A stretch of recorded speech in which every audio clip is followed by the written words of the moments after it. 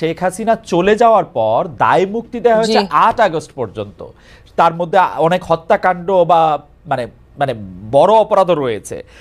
এই দায় মুক্তিটা ভালো হয়েছে, মানে ঠিক হয়েছে, মানে আপনি কি মনে করেন যে এটা পরবর্তী বিচার ব্যবস্থাকে আসলে প্রভাবিত করবে কিনা? দায় মুক্তি দেয়া হয়েছে 5 থেকে 8 পর্যন্ত, এটা আপনি বলছেন? 15 জুলাই থেকে 8 আগস্ট পর্যন্ত, মানে শেখ হাসিনা চলে যাওয়ার পরেরও আরো 3 দিনের দায় মুক্তি। মানে 5 আগস্ট পর্যন্ত দিলে এটা একরকম বোঝা যাইতো যে এটা তো ওই সরকারের সময় আসা ঘটনা, কিন্তু তারপরের 3টা দিন বেশি।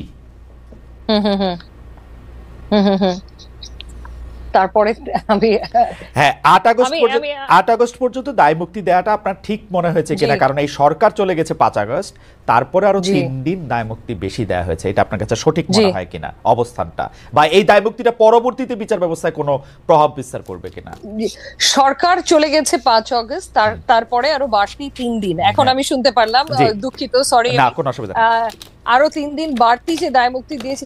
এখানে সরকার চলে গেলেও খালেদ ভাই, সরকার চলে যাওয়ার এই অর্থ তো না যে সরকারের সকল লোকজন নিয়ে সরকার চলে গেছে।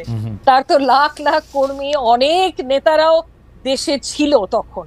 সো তাদের অপকর্ম কুকর্ম বলেন, অপরাধ সংগঠন করারও যথেষ্ট সুযোগ ছিল তারপরের কিছুদিনও চাইলে। সো আমি শিওর না আমি কতটুকু একমত এ ব্যাপারে যে এই 3 দিন বাড়তি যে দেয়া হয়েছে। আমি যদি আপনার প্রশ্নটা ঠিক মতো বুঝে থাকি। জি জি জি, আমি আশা করছি যে এখন আপনি স্পষ্ট, মানে আমরা তো বলছি যে সকল ধরনের অপরাধ, গুম খুন আমরা গত সরকারের আমরা বিচার করব, এবং সেই বিচার করার ক্ষেত্রে আমরা বলছি যে 15 জুলাই থেকে ছাত্র জনতার যে আন্দোলন, সেই আন্দোলনের মধ্যে থেকে অনেক কিছু ঘটনা ঘটেছে। সেই ঘটনার ক্ষেত্রে কিছু ঘটনার দায় মুক্তি দেওয়া হয়েছে, কিন্তু দায় মুক্তিটা এক্সটেন্ড করা হয়েছে 8 আগস্ট পর্যন্ত। সেই সময় অনেক পুলিশ বাহিনীর সদস্য মারা গেছেন, অনেকে মারা গেছেন, ছাত্রদের মধ্যেও কেউ মারা গেছেন। এটা ঠিক হয়েছে কিনা? পরবর্তী বিচার বিভাগে এটা মানে বিচার কার্যক্রমে এটা প্রভাব বিস্তার করবে কিনা, এটা ছিল হচ্ছে আমার প্রশ্ন।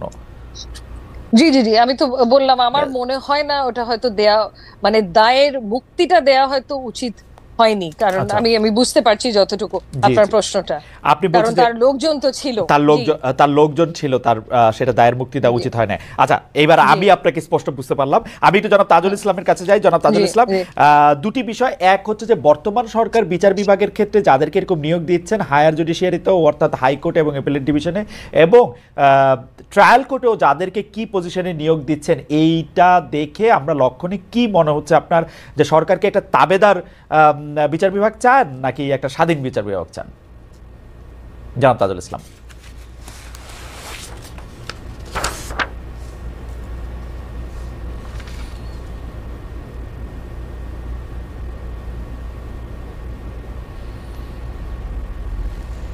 অভিজ্ঞতার অভাব আছে, সেই অনভিজ্ঞতার কারণে কিছু কিছু ক্ষেত্রে তারা ভুল করছেন। কিন্তু মোটা দাগে সরকারের উপদেষ্টাদের সাথে কাজ করে বা আমি রাষ্ট্রের যে দায়িত্বে আছি সবকিছু মিলে আমার কাছে মনে হয়েছে এই রাষ্ট্রের যারা দায়িত্ব পালন করছেন প্রত্যেকেই ডিটারমিন্ড যে তারা অবশ্যই একটা ন্যায়পরায়ণ বিচার ব্যবস্থা প্রতিষ্ঠার ব্যাপারে দৃঢ় প্রতিজ্ঞ, এবং কোনো ধরনের ইশারা ইঙ্গিতের বিচার যেটা আগে হয়েছে যে আমি দাঁড়িয়ে যাব আপনি বসিয়ে দেবেন, লোকে দেখবে, আমাদের মধ্যে খাতির নাই, এই ধরনের বিচার প্রতিষ্ঠার ব্যাপারে আমি অন্তত দেখেছি যে সরকারের মধ্যে যারা কাজ করছেন, বিচার ব্যবস্থার সাথে যারা সম্পৃক্ত আছেন, আইন মন্ত্রণালয়ের সাথে যারা সম্পৃক্ত আছেন, কারো মধ্যে এই ধরনের জিনিস আমি দেখতে পাইনি।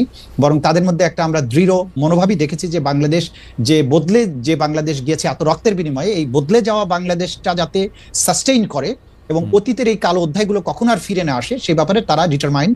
এই ব্যাপারে কোনো সন্দেহ নেই, আমরা এই বশংবদ বিচার ব্যবস্থা দেখতে চাই না। কিন্তু যেটা রাষ্ট্র ইতিমধ্যেই বলেছেন যে আমাদের একটা তাৎক্ষণিকভাবে এই বিষয়টা অ্যাড্রেস করার প্রশ্ন ছিল, বিচারকরা পদত্যাগ করেছেন, তাদেরকে সরিয়ে দেওয়ার দরকার ছিল। যে আগের সরকারের আমলে যারা এই সমস্ত গুম খুনকে বৈধতা দিয়েছেন, ছাত্র জনতার উপরে গুলি চালাতে সেগুলোকে বৈধতা দিয়েছেন, সীমান্তের 10 কিলোমিটারকে ফাঁকা করে দেওয়ার মতো একটা ন্যাক্কারজনক রায় দিয়েছেন, এমন বিচারকরা ছিল তখন এই রাষ্ট্রকে নিরাপদ করার প্রয়োজনেই বিচার ব্যবস্থাকে ক্লিনজিং এর একটা প্রশ্ন ছিল, তাদেরকে সরাতে হয়েছে এবং সেটা এখনো শেষ হয়নি বলে আমি মনে করি। কিন্তু এই সময়ে সুপ্রিম কোর্টকে চালু রাখতে হলে আমাদেরকে দ্রুততম সময়ের মধ্যে বিচারক নিয়োগ দেওয়া দরকার ছিল। সেই নিয়োগ তারা দিয়েছেন কিছুটা, এবং সেই নিয়োগ দেওয়ার ক্ষেত্রে কোনো ক্ষেত্রে হয়তোবা দু একটা ভুল ভ্রান্তি হয়ে থাকতে পারে, দু একটা নিয়োগের ব্যাপারে প্রশ্ন থাকতে পারে যে এটা না দিলে ভালো হতো, কিন্তু এইটা কিওর করার সুযোগ সামনে আছে এবং এটার প্রধান কারণ হচ্ছে এই সরকারে যারা আছেন তাদের হঠাৎ করে এই এতগুলো নিয়োগ এটা কখনো একবারে দেওয়ার প্রয়োজন হয়নি, এমন পরিস্থিতি বাংলাদেশে কখনো আসেনি। যে পরিস্থিতিতে তাড়াহুড়া করে যেটা করতে হয়েছে, এখানে ভুল ভ্রান্তি হতে পারে, কিন্তু আমি তাদের ইন্টেনশনের মধ্যে কোনো রকমের ঘাটতি দেখছি না। প্রত্যেকে ডিটারমাইন্ড বাংলাদেশে একটা নিরপেক্ষ বিচার ব্যবস্থা প্রতিষ্ঠার ব্যাপারে। জনাব তাজুল ইসলাম, প্রফেসর আসিফ নজরুল বিচার বিভাগকে কতটা প্রভাবিত করছেন? মানে তিনি কি সবকিছু ঠিক করেন? মানে কোন মামলা করা হবে, কাকে জামিন দেওয়া হবে, কে বিচারকের নিয়োগ করা হবে, যেটা আসলে তা ঠিক করার কথা না। বিচার বিভাগ স্বাধীন হিসেবে মাজহার হোসেন রায়ের পরে সেটা আসলে চিফ জাস্টিসের সিদ্ধান্তে আসলে হওয়ার কথা। কিন্তু এই ক্ষেত্রেও কি জনাব অ্যাডভোকেট আনিসুল হকের মতো জনাব আসিফ নজরুল কি সবকিছু ঠিক করছেন? Absolutely not. আসিফ নজরুল সাহেবকে আমি কাছ থেকে দেখছি, তিনি আমি যে বিভাগে কাজ করি তারই দায়িত্বপ্রাপ্ত মন্ত্রী। আমার কোনো একটা সামান্যতম কাজেও তিনি কখনো ইন্টারফেয়ার করেন এবং বলেছেন যে আপনি যখন যেখানে যেটা করা আইনসঙ্গত মনে করবেন, ভালো করবেন, সেটা আপনি করবেন। আমার জানা মতে আমাদের মাননীয় প্রধান বিচারপতির সাথে কথা বলার জন্য ওনাকে বারবার অ্যাপয়েন্টমেন্ট সিক করে কথা বলতে হয়েছে। ওনাকে ডিকটেট করার প্রশ্নই ওঠে না, এবং বর্তমান যিনি প্রধান বিচারপতি আছেন তাকে ডিকটেট করার কোনো মানুষ বাংলাদেশে নাই। এবং আসিফ নজরুল সাহেবের ব্যাপারে যত কথাই বাইরে বলা হোক, আমি তাকে পেয়েছি একজন নিবেদিত প্রাণ, একটা দেশপ্রেমিক মানুষ হিসেবে। তিনি আপ্রাণ চেষ্টা করে যাচ্ছেন বিচার বিভাগে প্রভাব বিস্তার তো দূরে থাক, বিভাগের কোনো জায়গায় কোনো রকম প্রশ্ন তৈরি হোক, এটা যাতে না হয় সেটা আমাকে দিনে রাত উনি বলেছেন যে তাজুল আপনারা চেষ্টা করেন যে সমস্ত কিছু যেন বিতর্কের ঊর্ধ্বে থাকে। তো যে লোকটার সাথে আমি কাজ করছি, আমি প্রতিদিন দেখছি তাকে যে তিনি প্রভাব বিস্তারের কোনো কাজ তো দূরের থাকতে, যিনি আমাকে স্বাধীনভাবে নিরপেক্ষভাবে যাতে কোনো প্রশ্ন না ওঠে সেটা এনশিওর করার ব্যাপারে যে লোকটা এত বেশি সিনসিয়ার, তাকে যদি হঠাৎ বলা হয় যে তিনি সব বিষয়ে ডিসিশন দিচ্ছেন, সবকিছু ঠিক করে দিচ্ছেন, এটা ডাহা মিথ্যা কথা। আমি মনে করি যে এটা সঠিক নয়। দুটি বিষয়ে আপনার থেকে আরও একটু জানার ছিল যে একটা কথা প্রায় বলা হচ্ছে যে প্রফেসর আসিফ নজরুল যেহেতু আইন উপদেষ্টা, তার কারণে আমি কিন্তু মাননীয় প্রধান বিচারপতি সৈয়দ রেফাত আহমেদকে ব্যক্তিগতভাবে চিনি বলে আমি আপনার বক্তব্যের সাথে সম্পূর্ণ একমত যে সৈয়দ রেফাত আহমেদ যতদিন চেয়ারে বসে আছেন বা বেঁচে আছেন, অন্য কারো তাকে প্রভাবিত করা এটা একটা কঠিন কাজ, বা মানে আমি শুনি নাই যে এটা সম্ভব হবে কিনা। যে আওয়ামী লীগ সরকারে করা আন্তর্জাতিক অপরাধ ট্রাইব্যুনালে নিয়ে অনেকেরই আপত্তি ছিল বা কারো আপত্তি ছিল, কিন্তু যাদের আপত্তি ছিল তাদের কেউ কেউ এখন আবার অন্তর্বর্তী সরকারের ঘনিষ্ঠ। এই সরকার ট্রাইব্যুনাল পুনর্গঠন করেছে। এই পুনর্গঠন প্রক্রিয়া থেকে আপনি কি বার্তা পেয়েছেন? আমি প্রশ্নটা আরেকটু স্পেসিফিক করি। আমাদের সাথে আছেন চিফ প্রসিকিউটর জনাব মোহাম্মদ তাজুল ইসলাম। তিনি এখন আবার এটা চিফ প্রসিকিউটর হয়েছেন। অনেকে বলছেন যে এই ব্যাপারটা আসলে ঠিক হয়েছে কিনা। আমরা এটা অবশ্য তার কাছেও জানতে চাইবো, আপনার কাছ থেকে আগে প্রথমে জানতে চাই। আবার তার বিশেষ পরামর্শক মানে জনাব তাজুল ইসলামের বিশেষ পরামর্শক নিয়োগ করা হয়েছে টবি ক্যাডম্যানকে। আমরা আওয়ামী লীগ আমলে আন্তর্জাতিক অপরাধ ট্রাইব্যুনালে ৭১-এর মানবতা বিরোধী অপরাধের যখন বিচার চলছিল, তখন এই ব্রিটিশ আইনজীবী টবি ক্যাডম্যান অভিযুক্তদের পক্ষে আইনজীবী হিসেবে বাংলাদেশ আসতে চেয়েছিলেন, যদিও তখন তা আসতে দেওয়া হয়নি। এটা থেকে আসলে আমরা কি বার্তা পাচ্ছি, মানে আমরা কি আপনার কাছে একটু শুনি। জি জি, ধন্যবাদ খালিদ ভাই।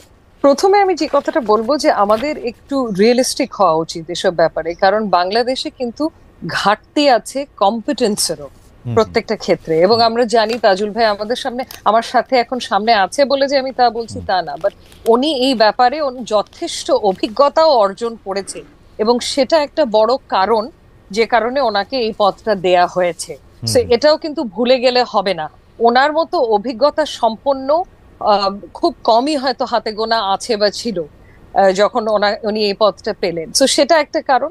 এখন আরেকটা আপনি বলতে পারেন যে অপটিক্সটা নিয়ে হয়তো অনেকের জন্য অনেকের প্রশ্ন উঠেছে যে ওনার রাজনীতি বলেন বা ওনার প্রিভিয়াস রেকর্ডস গুলো দেখলে মনে হবে যে উনি কি ইম্পার্শিয়াল হতে হবে নাকি। কিন্তু এখানে তো ওনার ইম্পার্শিয়ালিটিটা যত না প্রয়োজন, ওনার স্বাধীন হওয়াটা যত না প্রয়োজন, তার থেকে বেশি প্রয়োজন কিন্তু যে ট্রাইব্যুনালটা স্বাধীন কি না যে বিচারটা করবে। সো আই থিংক ট্রাইব্যুনালের স্বাধীনতাটা এখানে অনেক বেশি ইম্পর্টেন্ট প্রসিকিউটরের স্বাধীনতাটা থেকে। কিন্তু ব্যারিস্টার ইমাম, আমরা যখন বার কাউন্সিলের থেকে আপনারা সনদ নেন, তখন আপনারা তো আসলে এইটারও সনদ নেন। আপনারা তো আসলে যারা আইনজীবী আছেন তারা তো আসলে বিচারের extended hand, law officer of the court. তো আপনারা যদি স্বাধীনভাবে কাজ না করতে পারেন, সেই বিচার তো আসলে খুব ভালো হওয়ার সম্ভাবনা মানে মানে কমে যায়, কারণ আসলে আদালতকে তো সাহায্য করেন আইনজীবীরা এবং তারাও একটা কম্পিটেন্ট হ্যান্ড, মানে অবশ্যই মানে তাদের বাদ দেয়া, আমি মানে আপনাদের কাছে একটা বলা তো আসলে একটু কারণ আপনারা এটা খুব ভালো করে জানেন যে আপনাদের সনদটাই এইটা যে আপনারা আসলে আদালতকেই সাহায্য করবেন বিচারটা পাওয়ার জন্য। এখন যদি কোনো কারণে আপনাদের বা জনাব তাজুল ইসলামের গতবারের অবস্থান থেকে যদি এইটা মনে হইতে থাকে যে তিনি আসলে আদালতকে ঠিক সিনসিয়ারলি সাহায্য করবেন না বা পার্শিয়ালি সাহায্য করবেন, এটা যদি মনে হয় তাহলে এটা একটা সমস্যাজনক কিনা? অ্যাবসলিউটলি, আপনি সঠিক কথা বলেছেন যে প্রথমে আমরা আইনজীবী হিসেবে আমরা officers of the court, so আমাদের দায়িত্ব হচ্ছে প্রাইমারিলি কোর্টের কাছে এবং আমাদের দায়িত্ব হচ্ছে কোর্টকে অ্যাসিস্ট করা আইনের ব্যাখ্যার মাধ্যমে এবং সাথে সাথে আমাদের ক্লায়েন্টকে রিপ্রেজেন্ট করা। সো ওটা তো আছেই, এবং স্বাধীন একটা বিচার বিভাগ বা স্বাধীন যদি ট্রাইব্যুনাল আমরা চাই, অবশ্যই তার সাথে স্বাধীন ওয়ার্ডটা থেকে আমি যে ইউজ করব তা না, বা তার সাথে আমাদের যে ওথটা নেওয়া হয়েছে, আমরা অ্যাডভোকেট যখন হয়েছি, আমাদের যে কোড অফ কন্ডাক্ট আছে সেটা যে মেনে কাজ করে, সেটা যে মেনে প্র্যাকটিস করে, এমনই কাউকে আমাদের চিফ প্রসিকিউটর হিসেবে দরকার।